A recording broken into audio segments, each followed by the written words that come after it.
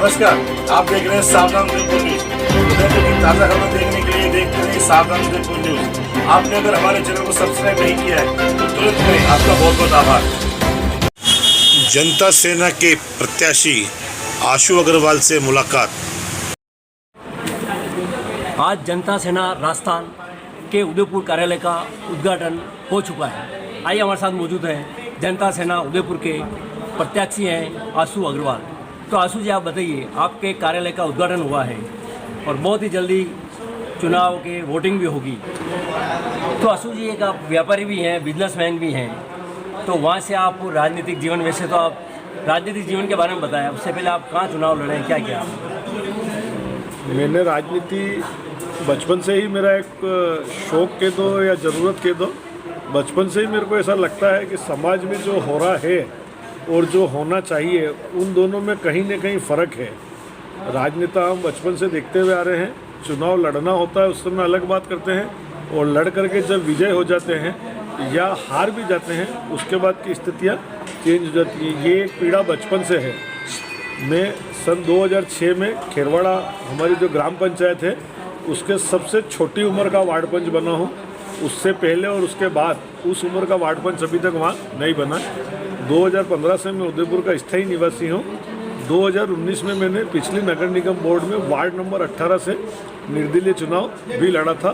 2019 से ही मैं जनता सेना से जुड़ा हुआ हूँ, जनता सेना से सक्रिय रहे हैं। हम हर एक काम में, हर एक कार्यक्रम में, उदयपुर शहर में, जैसा कि आप सभी जानते हैं कि यदि किसी दल ने सशक्त विपक्ष की भूमिका निभाई है तो वो सिर्फ और सिर्फ जनता सेना है।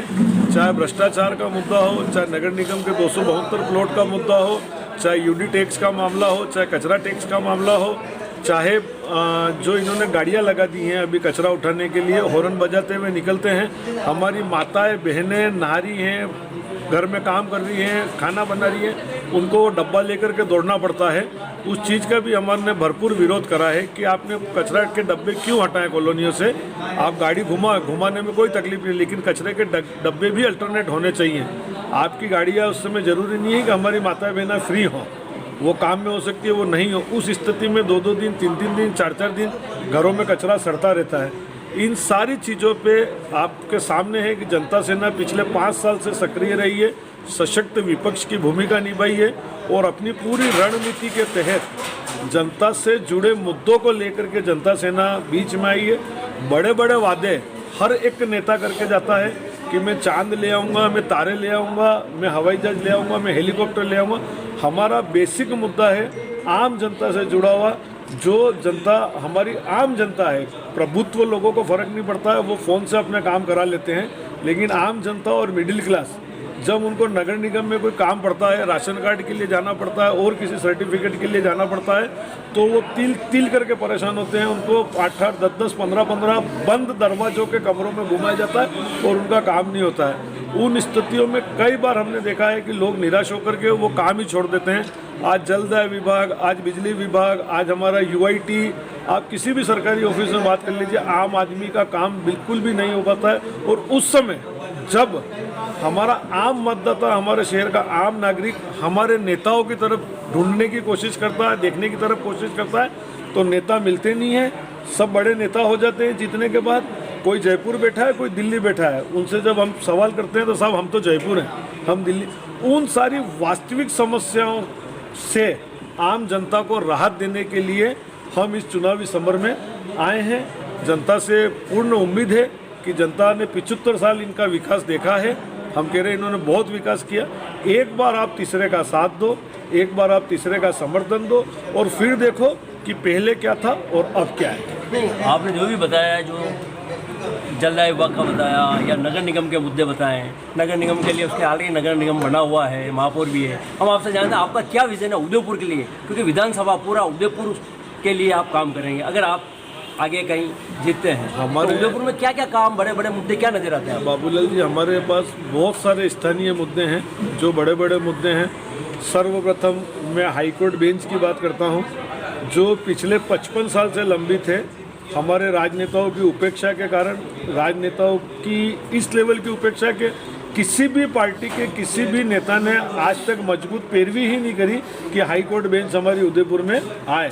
हमारे उदयपुर संभाग के जो हमारे आदिवासी भाई हैं, जो हमारे ग्रामीण भाई हैं, उदयपुर संभाग 200 किलोमीटर के रेडियस में फैला हुआ है और गांव से जोधपुर की सीधी गाड़ियां है ही नहीं। यदि जोधपुर किसी केस की पैरवी के लिए जाना पड़ता है तो 2-2 या 3-3 दिन का भी समय लगता है। सर्वप्रथम मुद्दा है उदयपुर में हाई कोर्ट बेंच लाने का। उसमें जो भी हमको करना पड़ा, जितनी भी हमको कोशिश करनी पड़ी, हम करेंगे। सेकंड मुद्दा है हमारा सबसे बड़ा बेरोजगारी का। आज उदयपुर शहर में या उदयपुर शहर के आसपास जो बड़े उपक्रम थे, Dabok cement factory, Hindustan Zinc, Zawar mines जैसे जो बड़े उपक्रम थे वो प्राइवेट हाथों में चले गए, बंद हो गए। कभी भी हमारे स्थानीय राजनेताओं ने यह कोशिश नहीं करी कि इन उपक्रमों में बात करें, इन उपक्रमों में प्रेशर बनावें कि साहब पहले आप हमारे स्थानीय लोगों को रोजगार दें, फिर आप बाहर के व्यक्तियों को रोजगार लाएं। एक हमारा बहुत बड़ा मुद्दा रोजगार का है। हम इन लोगों से भी पूरी पैरवी करेंगे। इसके अलावा भी शहर के बाहरी क्षेत्रों में बड़ी इंडस्ट्रियाँ डेवलप करवाने की पूरा प्रयास करेंगे, जिससे हमारे स्थानीय लोगों को, हमारे स्थानीय युवाओं को, हमारे स्थानीय महिलाओं को संपूर्ण रोजगार मिल सके। तीसरा हमारा बहुत बड़ा मुद्दा पर्यटन का है। पर्यटन के क्षेत्र में हमें ईश्वर से, हमें प्रकृति से इतनी सौगातें मिली हुई हैं कि विश्व से यदि कोई भ्रमण करने यात्री आता है, वो उदयपुर नहीं घूमा तो शायद उसको ये लगता है कि मेरा भ्रमण अधूरा रह गया। लेकिन आप किसी भी अच्छे पर्यटन स्थल पे चले जाएं, छोटे पे चले जाएं, बड़े पे चले जाएं, आपको वहाँ सुलभ शौचालय की व्यवस्था नहीं मिलेगी। हमारे फॉरेनर लेडीज आती हैं, वो झांकती हैं कि हम कहाँ जाएं। बात आपकी पर्यटन की करते हैं। अगर ये झीलें ही नहीं बचेगी तो पर्यटन कहाँ से होगा? झीलों में सीवरेज लाइन गिर रही है और दूसरी तरफ पहाड़ियों को काटा जा रहा है, उसके बारे में आपके विचार बताएं। बाबूलाल जी, मैं मेरे मुद्दे पे ही आ रहा था। पर्यटन के बाद मैं झीलों पे आ रहा था। जो आपने सच्ची पत्रकारिता आप करते हो, इसलिए आपने वो मुद्दा मेरे को बताया। मेरा नेक्स्ट मोटो वही था। मेरा जो चुनावी मैंडेट है उसमें भी मैंने इस चीज़ को लिखा है। जो हमारी झीलें हैं, जहाँ से हम पानी पी रहे हैं, जहाँ से उदयपुर शहर को पीने का पानी मिल रहा है और हमारे सौंदर्य में 4 चांद लगा रहे हैं जो झीलें, उन झीलों में आपका कहना बिल्कुल सच है कि 5 स्टार होटलों का गंदा पानी वहाँ जा रहा है, सीवरेज का पानी वहाँ जा रहा है। हम उसके लिए संपूर्ण प्रयास करेंगे, एड़ी चोटी का जोर लगा देंगे कि ये जितने भी गलत काम हो रहे हैं उनको हम रोकें और हमारी झीलों को पूर्णतया सुंदर, पूर्णतया स्वच्छ बनाएं।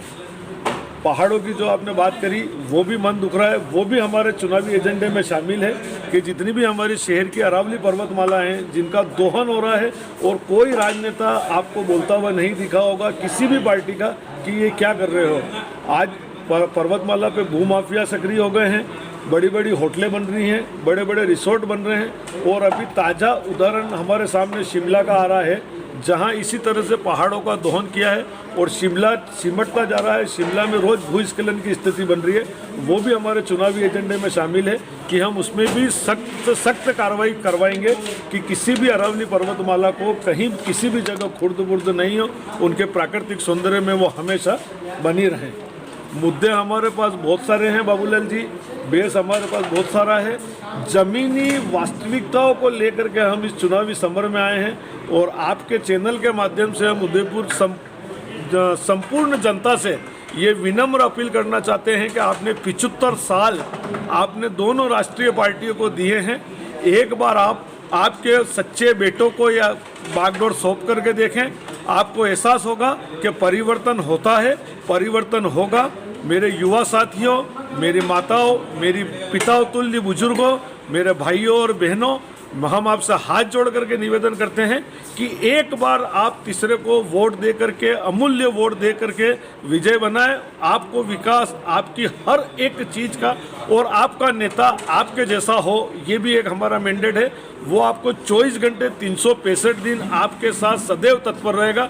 आपको कभी ये नहीं सुनने को मिलेगा कि हमारा नेता जयपुर है या दिल्ली है या लाल बत्ती की गाड़ी में जा रहा है।